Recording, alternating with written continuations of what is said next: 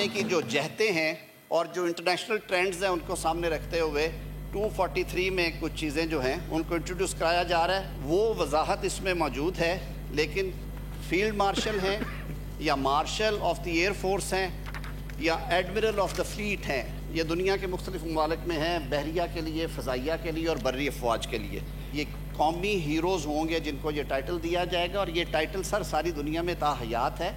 It's a title. तो उसके बाबत यहाँ पे लिख दिया गया है कि उसकी इम्पीचमेंट या रिवर्सल जो है वो वज़ीर आज़म का इख्तियार नहीं होगा, वो पार्लियामान का इख्तियार होगा।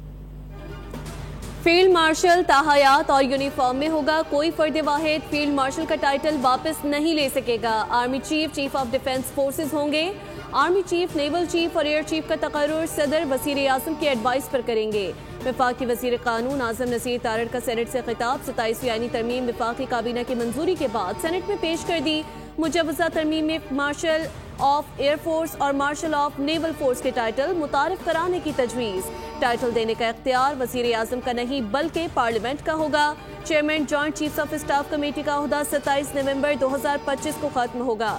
मौजूदा चेयरमैन 27 नवंबर को रिटायर हो रहे हैं।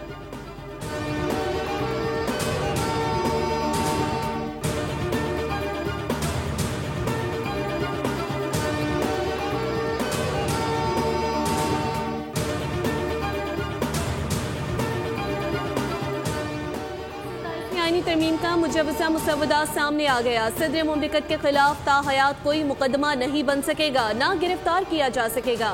सदर के बाद वज़ीर आज़म को भी फौजदारी मुकदमात से इस्तिस्ना की तरमीम। आर्टिकल 42 में लफ्ज़ पाकिस्तान की जगह फेडरल कॉन्स्टिट्यूशनल कोर्ट तजवीज़ है। वफाकी आईनी अदालत के क़याम की तजवीज़ है। वफाकी आईनी अदालत आइन की तशरीह और आइनी तनाज़ात के फैसले करेगी। मुजवज़ा ड्राफ्ट के मुताबिक आईनी अदालत 7 जजेस पर मुश्तमिल होगी। अदालती तकर्रुरी के तरीक़ेकार में फेडरल कॉन्स्टिट्यूशनल कोर्ट का किरदार शामिल होगा। Chief justice federal constitutional court को जुडिशल कमीशन में नुमाइंदगी मिलने की तजवीज़। जुडिशल कमीशन की तश्कील 9 में सुप्रीम कोर्ट और फेडरल कॉन्स्टिट्यूशनल कोर्ट के सीनियर जजेस शामिल होंगे। सुप्रीम कोर्ट से आईनी इख्तियारात वापस लेकर वफाकी आईनी अदालत को दिए जाएंगे।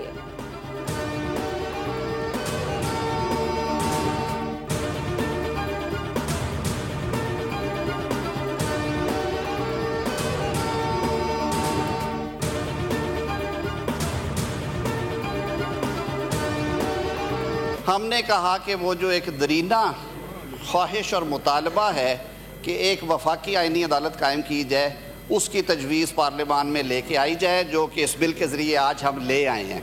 जो कमीशन है जजेस अपॉइंटमेंट का, JCP judicial commission of Pakistan under article 175, उसके सुपुर्द कर दिया जाए। चेयरमैन सेनेट ने तरमीम बिल कायमा कमेटी कानून इंसाफ के सुपुर्द कर दिया। वज़ीर कानून आज़म नज़ीर तारड़ ने खिताब में कहा कि बिल पार्लियामेंट की मुश्तरका कमेटी को पेश कर देते हैं। कमेटी अपना काम करेगी, हमें कोई जल्दी नहीं। मुश्तरका कमेटी में कौमी असम्बली और सेनेट के अरकान बैठे हैं। अपोजिशन के शोर शराबे पर कहा कि जिस तरह का रवैया इख्तियार किया जा रहा है वो ठीक नहीं। अपोजिशन से बहस का आगाज़ करेंगे। सेनेटर अली जफ़र बोले, कायदे हिज़्ब इख्तिलाफ की सीट खाली है। अपोजिशन लीडर की तैनाती तक बिल पर बहस नहीं हो सकती। पूरे ऐवान पर मुश्तमिल कमेटी कायम करें। हमें अभी ड्राफ्ट मिला है, ड्राफ्ट नहीं पढ़ा।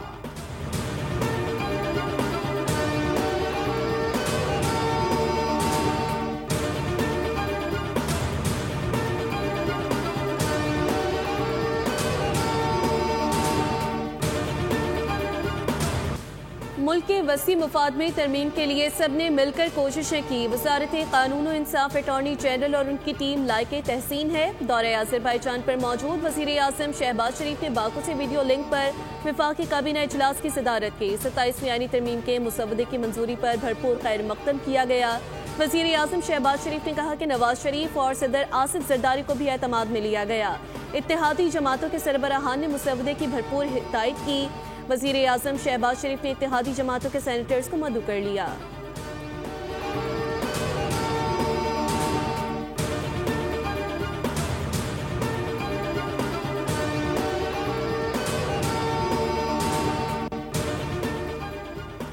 खुसूसी कायमा कमेटी कानून इंसाफ का इजलास। इन कैमरा इजलास में वफाकी वज़ीर कानून आज़म नज़ीर तर और वज़ीर मुमलिकत अकील मलिक की शिरकत। मीडिया से गुफ्तगू में फारूक एच नाइक ने कहा, मेंबरान के फैसले के मुताबिक चलेंगे। 27वीं आईनी तरमीम के बिल पर बहस होगी, मेंबरान अपनी राय देंगे, अक्सरियत का फैसला हतमी समझा जाएगा। पीपल्स पार्टी की नायब सदर शेर रहमान ने कहा, 73 के आइन पर कोई कदगन नहीं आने दें। 18वीं आईनी तरमीम का रिवर्स नहीं तहफ़्फ़ुज़ हो रहा है। 27वीं तरमीम पर तवील मुशावरत नहीं हुई। पीपल्स पार्टी ने अपना तशख़्ख़ुस बरकरार रखा।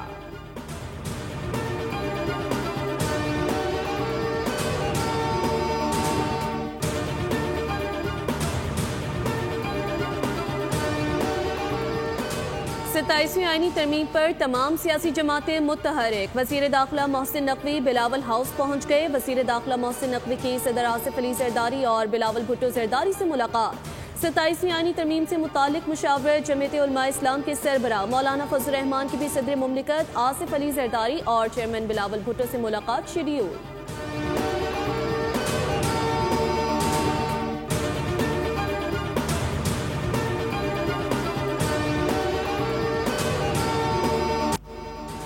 बाकू में आज़रबाईजान के यौम फ़तह की पुरवकार तकरीब। वज़ीर आज़म शहबाज शरीफ की सदर इल्हाम अलीयूब की दावत पर शिरकत। यौम फ़तह के मौके पर मरकज़ी तकरीब में परेड का एहतमाम। शहबाज शरीफ ने खिताब में कहा कि पाकिस्तान, तुर्की और आज़रबाईजान का दिल एक साथ धड़कता है। अमन चाहते हैं लेकिन कौमी सलामती पर आँच नहीं आने देंगे। अफवाज पाकिस्तान ने 4 दिन की जंग में भारत के मुँह पर थप्पड़ रसीद किया। वज़ीर आज़म शहबाज शरीफ और तुर्क सदर रजब तैयब एर्दोगान की मुलाकात। फील्ड मार्शल आसिम मुनीर भी मौजूद थे। वज़ीर आज़म की तुर्क यौम जमहूरियत पर सदर एर्दोगान और बरादर अवाम को मुबारकबाद। तुर्की का एक वज़ारती वफ़द जल्द ही पाकिस्तान का दौरा करेगा। वज़ीर आज़म दौरा मुकम्मल करके वापस इस्लामाबाद रवाना। आज़रबाईजान के यौम फ़तह पर बाकू में शानदार मिलिट्री परेड। फ़ज़ा में JF-17 थंडर तैयारों की घन गरज भी सुनाई दी। सदर आज़रबाईजान इल्हाम अलीयूब ने इस तकरीब से खिताब में कहा कि आज़रबाईजान, पाकिस्तान और तुर्की के ताल्लुकात नई बुलंदियों को छू रहे हैं।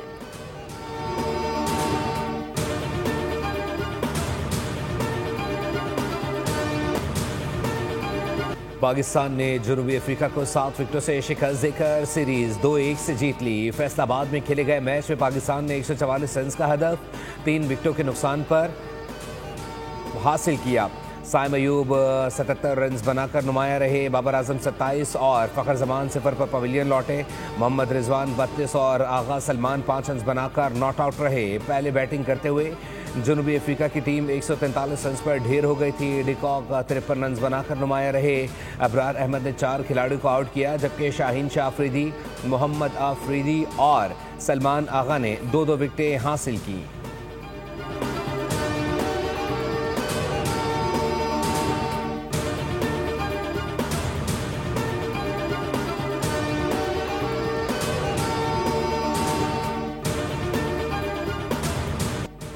बाबर आजम ने इंटरनेशनल क्रिकेट में एक और संग मील अबूर कर लिया। 15,000 रन मुकम्मल कर लिए। स्टार बैटर ने मजमूई तौर पर 370 इंटरनेशनल इनिंग्स में 15,000 रन मुकम्मल किए। वो ये संग मील अबूर करने वाले 5वें पाकिस्तानी बैटर बन गए। पाकिस्तानी स्टार बैटर ने इंटरनेशनल क्रिकेट करियर में 31 सेंचुरीज और 104 रन नेट सेंचुरियां स्कोर कर रखी हैं।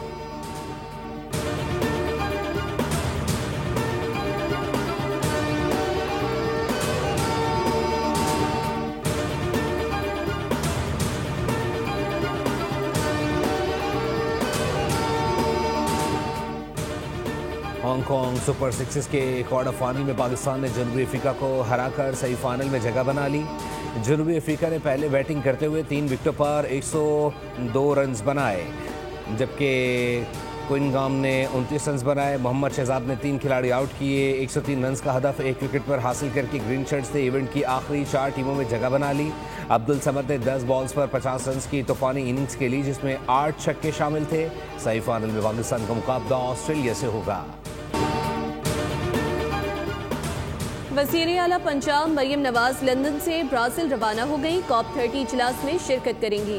वज़ीर आला पंजाब फ्लैगशिप प्रोजेक्ट्स पर ब्रीफिंग देंगी। सुथरा पंजाब और ई मोबिलिटी से मुतालिक शुरा को आगाह करेंगी। वज़ीर आला Punjab climate resilient regional leadership पर भी गुफ्तगू करेंगी। मरियम नवाज की एशियन इंफ्रास्ट्रक्चर इन्वेस्टमेंट बैंक के नायब सदर, वर्ल्ड बैंक क्लाइमेट चेंज के ग्लोबल डायरेक्टर से भी मुलाकात शेड्यूल है। आपने पिछले 17-18 साल में डेवोल्यूशन ऑफ पावर नहीं किया। ये शहर टैक्स देता है तो इस सूबे की मईशत आगे बढ़ती है। आपने अंडरपास के नाम पे जो प्रोजेक्ट 2023 में शुरू हुआ था और 2025 के इब्तिदा में मुकम्मल होना था, तीसरा साल खत्म होने को आ रहा है, ये प्रोजेक्ट मुकम्मल होने का नाम नहीं ले रहा। पीपल्स पार्टी ने पिछले 17 सालों में लोगों का जीना मुश्किल कर दिया। कराची के लोग टैक्स देते हैं जिससे मईशत चलती है।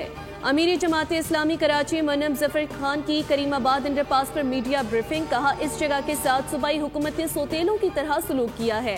शहरियों से भारी जुर्माना वसूल करने की मजम्मत करते हैं। पंजाब में 200 रुपए का चालान है और यहाँ पर 5000 रुपए का चालान है। हम 27वीं आईनी तरमीम को मुकम्मल तौर पर मुस्तरद करते हैं। तुर्की ने इजरायली वज़ीर-ए-आज़म नेतन्याहू और उनकी हुकूमत के सीनियर अहदेदारों के खिलाफ नस्लकुशी और इंसानियत के खिलाफ जराइम के इल्ज़ामात में वारंट गिरफ्तारी जारी कर दिए।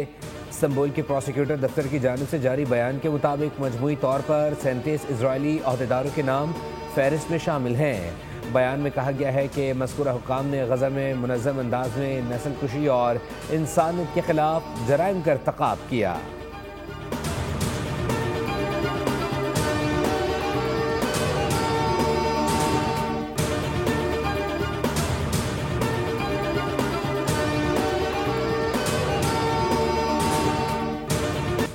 एलॉन मस्क अरबपति से खरबपति बनने जा रहे हैं। टेस्ला के सीईओ को तारीख का सबसे बड़ा कॉर्पोरेट पैकेज मिल गया। टेस्ला के 75% सरमायाकारों ने रिकॉर्ड $1 ट्रिलियन मुनाफे से एलॉन मस्क की तनख्वाह मंजूर कर ली। एलॉन मस्क ऐलान कर चुके हैं कि टेस्ला अप्रैल से साइबर कैब यानी 2 नशिस्तों वाली रोबो टैक्सी की पैदावार शुरू करेगा। 10वीं थलजीप रैली के तीसरे रोज स्टॉक कैटेगरी के मुकाबले मोहम्मदुल्लाह मरवत ने सबसे कम वक्त 2 घंटे 27 मिनट 36 सेकंड में फासला तय करके पहली पोजीशन हासिल कर ली। सैयद आसिफ दूसरे नंबर पर रहे। बी कैटेगरी में इज़मार ने सबसे कम वक्त 2 घंटे 26 मिनट 39 सेकंड में फासला तय किया। सी कैटेगरी में मोहम्मद हसन ने पहली पोजीशन हासिल की।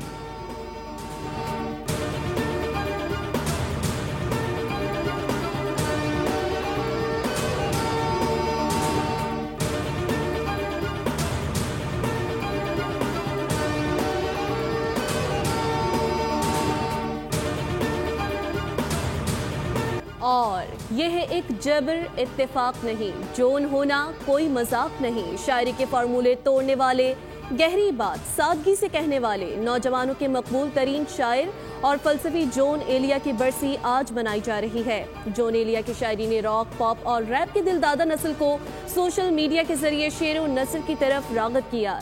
नए दौर के शोरा आम तौर पर उन्हें मुर्शिद का खिताब भी देते हैं।